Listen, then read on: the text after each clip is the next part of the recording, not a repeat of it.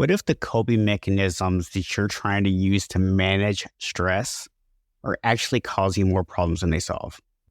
What if you're not actually as good at managing stress as you think? On today's episode of Own Your Calendar, I'm going to be breaking down for you why so many people actually overestimate their ability to manage stress, some of the common telltale signs that you might be one of them, and I'm going to give you the top 5 coping mechanisms that I've personally seen clients try to use to manage stress that don't work. And I'm also going to tell you why they don't work, as well as the additional problems they might be causing you. And that's coming up next, right here on Own Your Calendar.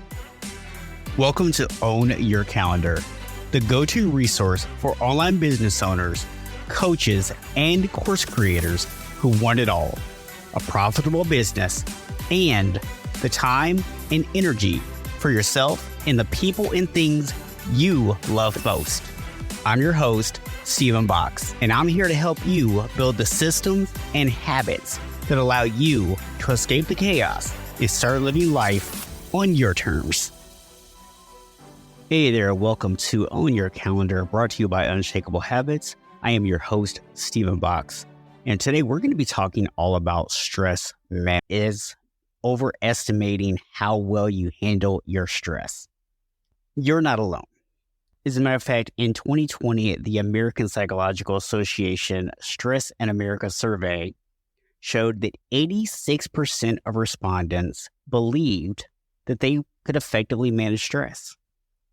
But nearly 78% also reported that they had symptoms that would suggest otherwise, that their stress management might not actually be as effective as they think.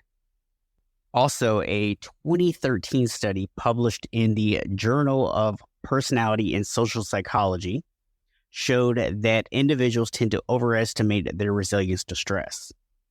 When asked to predict their emotional response to a stressful situation, the people in this study often believed that they would handle the stress better than what they actually did when faced with a real-world stressor. So this brings out 2 questions. Question 1, how do you know if this is happening to you? And number 2, why is this happening? So let's start with number 1. Some of the common symptoms that would suggest to you that maybe your stress management techniques are not as effective as you think they are. So number 1, you just have like a constant fatigue, right? This is just, even after you like rest, maybe you're like waking up tired first thing in the morning, and by 3 o'clock in the afternoon, forget about it, right? You're struggling to keep your eyes open. You're yawning, you're downing caffeinated drinks or sugary snacks or carbonated beverages just to stay awake, just to keep your eyes open and be able to focus, right? Because you can't even focus. Or maybe you're finding yourself really irritable, right? So you're just snapping at your spouse, kids, employees, coworkers, anybody that's around you. At the slightest little thing, you're just going off about stuff, right? Or maybe you're procrastinating. You're putting things off. You might also notice some physical symptoms: headaches, muscle tightness, even digestive issues, something that a lot of people don't really think about. But a few years back, and when I say a few, I mean like 10 to 12 years, something like that, I was actually diagnosed with IBS, irritable bowel syndrome. And it was something that I was able to discover was 100% stress related. Once I learned to manage my stress, all my symptoms went away. I didn't need to be on medication. So it's something that people are not aware of, but, can actually be a very common symptom of stress. Another thing is that maybe you just have kind of this disconnect, this dissatisfaction with your life. So if you kind of have this sense of, I should be doing more in my life, I should be accomplishing more things, but I just don't know what, it could be a sign that you're not managing stress very well. So just something that might not immediately come to mind.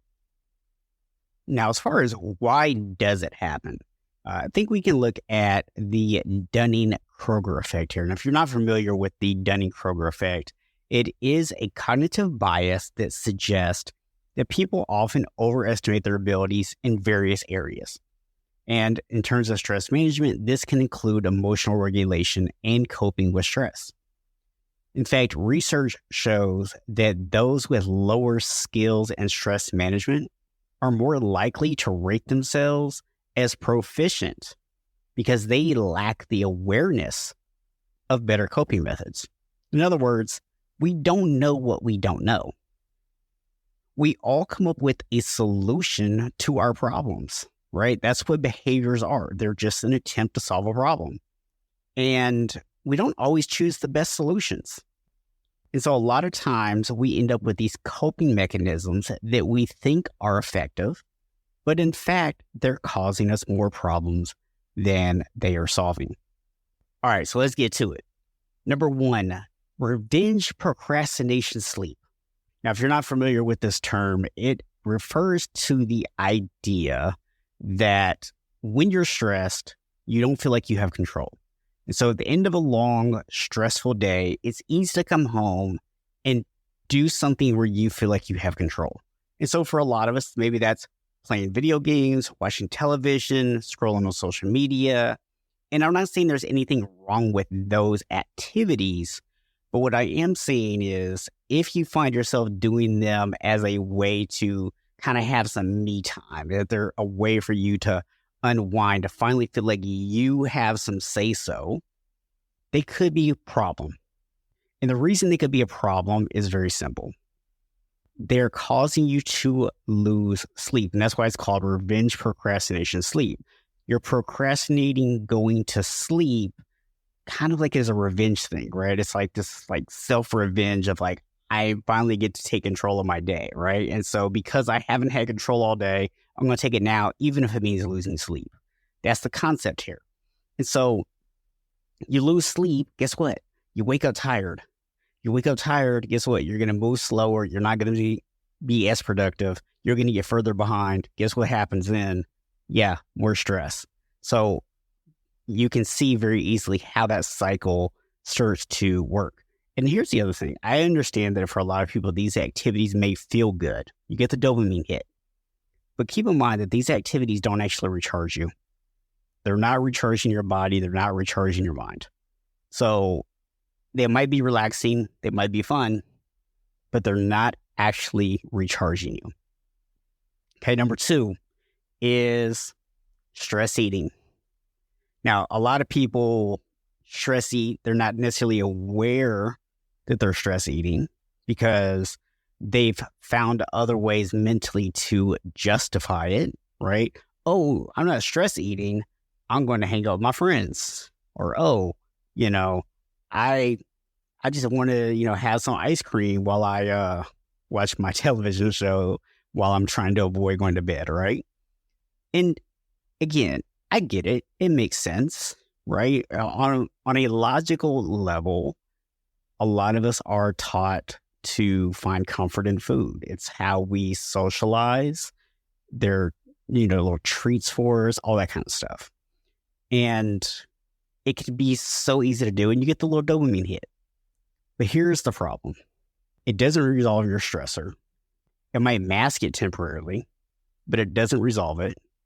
And you're going to probably end up with negative health effects from it as well. So long term, it really causes issues like weight gain or digestive problems. And those will increase your stress levels as well. Number 3 is either over-exercising or avoiding exercise altogether. So for a lot of people, they look at exercise as their stress reliever. And like a lot of things, it can kind of become a all or nothing approach, or it can become a situation where if a little bit of exercise is good for stress, a lot of exercise must be really good for stress. And that's unfortunately not the way it works. On the other side of it, skipping workouts is what a lot of people end up doing. And if you're someone who is gotten into a consistent exercise routine and you end up skipping workouts, now you can even get guilt around skipping the workouts, right? So skipping the workout altogether, or just choosing not to exercise if you're not currently exercise, is depriving you of a lot of the benefits of exercise.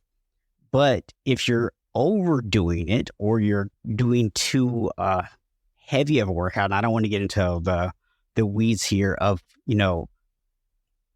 the stress load and the impact the exercise can have on it or whatever, but I'll just kind of keep it really simple here. If you've had a really stressful day and you come home and do a really hard workout, even though that workout is a positive stressor, it is adding onto your total stress load, which is a negative thing because that can lead to injuries or burnouts. And those things are obviously going to add to your overall stress as well. So number 4 is constantly reorganizing or over planning stuff. And I gotta say, you guys, I've been guilty of this one quite a few times myself, actually. It feels productive, right? Oh, I'm cleaning up my office, got my desk straight. I printed off all those daily planners. I filled out a bunch of stuff, right? Felt productive. I didn't really get anything done, but it felt productive. And I think sometimes, it does help to do those things. Like if your, say, office is like super messy, it can make you feel better. But I would challenge you to ask yourself a simple question. I asked myself the same question and I was a little disappointed in my answer, to be honest, because I think about how good I feel and how nice it is to have that nice clean office. Then I asked myself a question. Did it actually make me more productive? And the answer was no. It didn't. I felt really good. Maybe I was productive that day, but then it was gone again. Ask yourself, the last time you cleaned or reorganized everything, or you sit down and came up with a huge plan, did it actually make you more productive or did it give you a false sense of accomplishment? Okay, because here's the thing. If you listen to my episode on the different types of procrastination, you will know that reorganizing stuff or over planning things are actually forms of procrastination disguised as productivity. So all that's going to happen is that to-do list is going to continue to get longer and longer. And then the final one, and I'm also guilty of this, and this is really like another form of procrastination actually, is binge watching educational content or reading. Now, this is one that is a little tricky, right? Because I highly encourage you, read. I highly encourage you, consume educational content, learn skills, better yourself. Not saying by any means you should stop doing those things, but they need to be built into your schedule.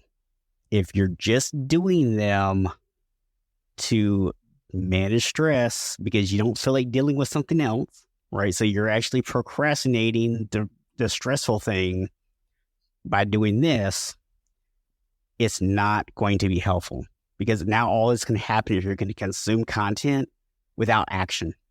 So you're not actually getting anything done. You're not removing anything from the to-do list. You're not reducing the stressors.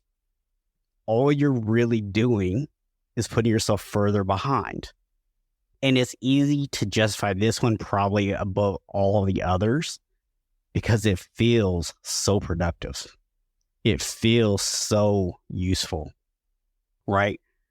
And the thing is, if you're constantly stuck in this learning mode, you may find that you're wasting a lot of valuable time without seeing any real improvement in your stress levels.